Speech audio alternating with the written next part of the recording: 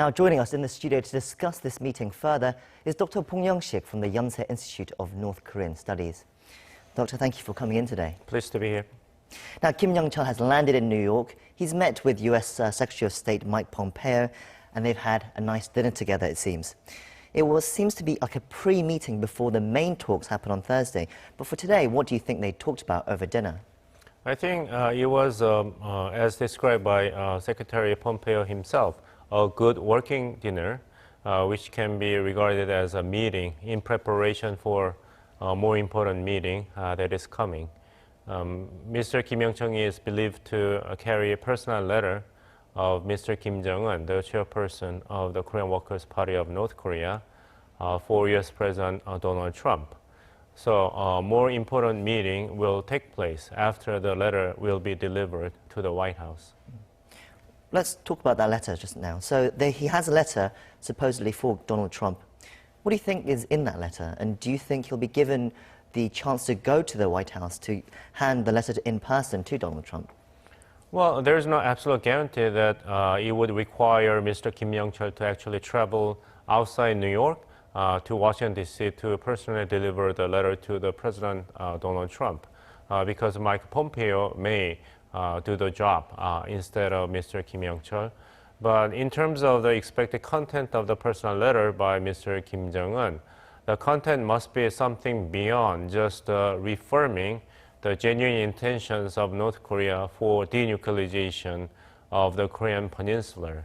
The Trump administration's main reason to initially cancel the scheduled summit meeting in Singapore on the 12th was that there was no concrete sign that North Korean government was moving toward the goal of denuclearization of North Korea in return for security guarantee and promise of major economic assistance and other benefits from the United States and other countries. So if the content of letter will just stop at reaffirming North Korean leadership's commitment to denuclearization of the Korean Peninsula, or its intention to drastically reduce its missile programs and the nuclear capacity as a nuclear state, then it'll be far from meeting the expectation of the Trump administration prior to the summit meeting. Because North Korea has to demonstrate that it will not pursue the United States' acceptance of the Pakistan model to be applied to North Korea by acknowledging North Korea as a de facto nuclear power state. But North Korea is ready to follow the Libyan path, that is a denuclearization in a unilateral manner.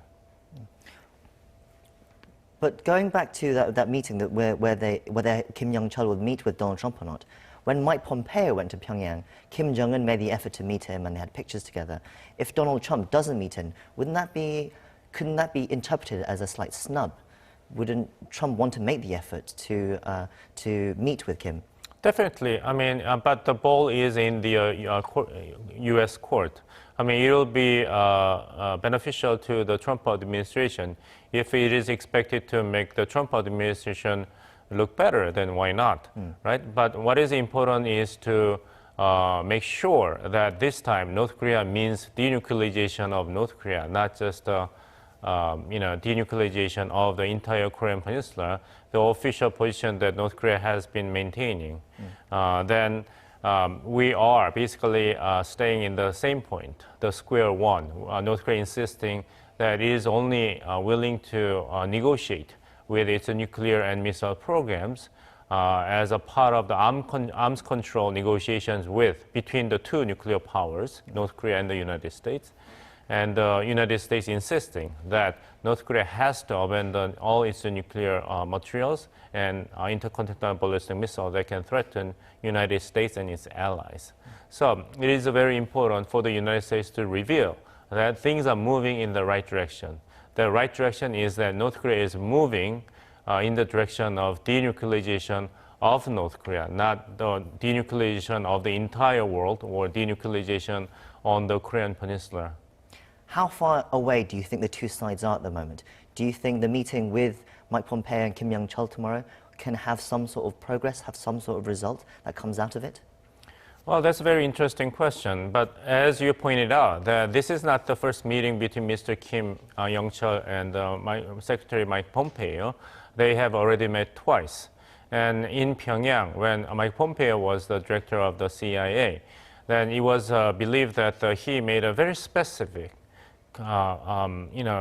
demands and explanations to Mr. Kim Jong-un and Kim Yong-chol, what would constitute denuclearization of North Korea that is will be deemed acceptable to the United States if there will be a summit meeting between two leaders.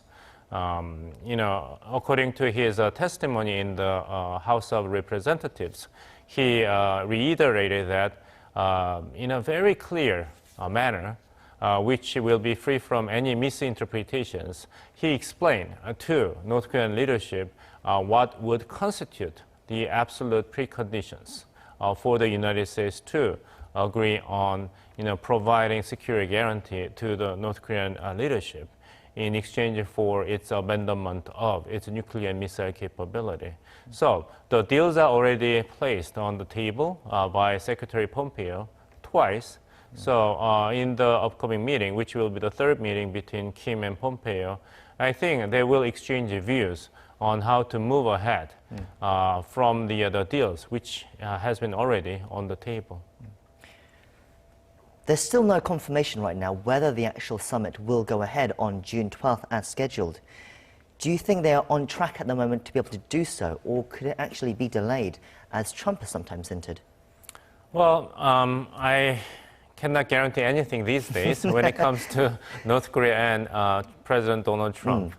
But at the same time, there is at least a very firm desire on both sides to make it happen, at least for now. So it depends upon the content of the personal letter delivered by Kim Yong-chol on behalf of his boss, Chairman Kim Jong-un. If the content failed to satisfy the expectation of the White House, then who knows? I mean, 99.9% guarantee did not work in the past. So we have to brace ourselves for sudden change of events. But if the content of letter would meet the minimum bar of expectation for Trump administration, then Trump administration will maintain the green light on the working level officials dealing with North Korean counterparts in Panmunjom and the preparation team in Singapore. Do you think there's an argument that both sides will want to compromise on what they're willing to negotiate a little bit because they want to make the meeting happen so much? For example, for Trump, there's the hope of a Nobel Peace Prize at the end of it. And for Kim Jong-un, he gets to meet the leader of the U.S., which is what the regime has wanted for such a long time. Do you think the meeting itself outweighs the details of the denuclearization deal? Well, that is possible, but at the same time, we have to caution ourselves not to overestimate the leaders' desires or their needs to make the summit meeting happen. Because for North Korea, the summit meeting is very essential for the regime to be able to get away from the existing economic sanctions that have been really painfully biting North Korean economy. But at the same time, as explained by South Korean President Moon Jae-in after his sudden meeting with Chairman Kim Jong-un, Mr. Kim Jong-un seems to be extremely anxious, almost extremely afraid of in the future after he gives up nuclear weapons as the best means to guarantee his security and survival. So his desire or obsession with nuclear weapons and missiles may outweigh his desire to see the summit meeting with Donald Trump happen. On the other hand, it is true that President Trump would like to make a big bang prior to the elections in November, and he would be extremely pleased to win the Nobel Peace Prize. But bad deal would really ruin the Republican Party, his party's chance to win the election. So no deal is better than a bad deal with North Korea. And time is on the side of the United States because the more delay the summit meeting will be, North Korea will continue to suffer under the pressure of the economic sanctions. So waiting might benefit the Trump administration to increase its strategic leverage upon Pyongyang. While the summit is still in the air, other parties and other people are moving ahead with what to expect afterwards. For example, there's continuing speculation that a South Korea, North Korea, U.S. trilateral summit will follow the North Korea-U.S. summit. What are your prospects on that? Well, it is very conceivable that there will be trilateral summit meeting among North Korea, South Korea, and the United States. If there will be a very successful bilateral summit meeting between Washington and Pyongyang. Because as President Moon Jae-in of South Korea described many times in the past that if there will be discernible progress on the front of North Korea denuclearization, then it will generate very positive momentum for possibly replacing the Armistice Agreement of 1953 with the more sustainable peace mechanisms on the Korean Peninsula.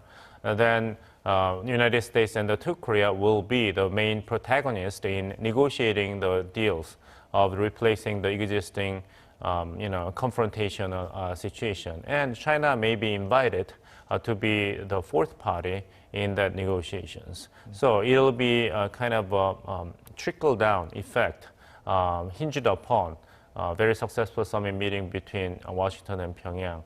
And Japan wants to make sure that any deals struck by Mr. Kim and Mr.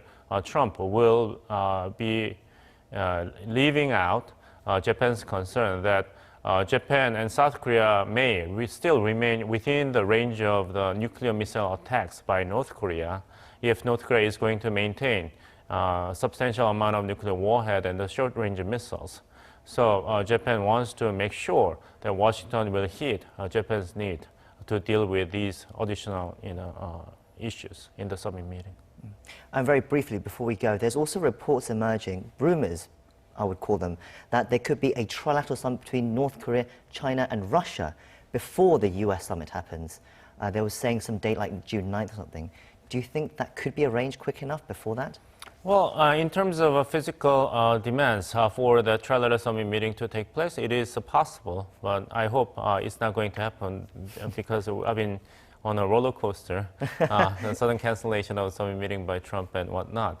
But that may exacerbate the United States' perception that China has been behind North Korea's emboldened behavior that jeopardized the summit meeting in Singapore. So I don't know whether how much China is really sanguine about having this trilateral meeting prior to the important meeting between Kim Jong-un and Donald Trump. We're out of time, so we'll have to end it there. But thank you for sharing your insights with us today. You're welcome.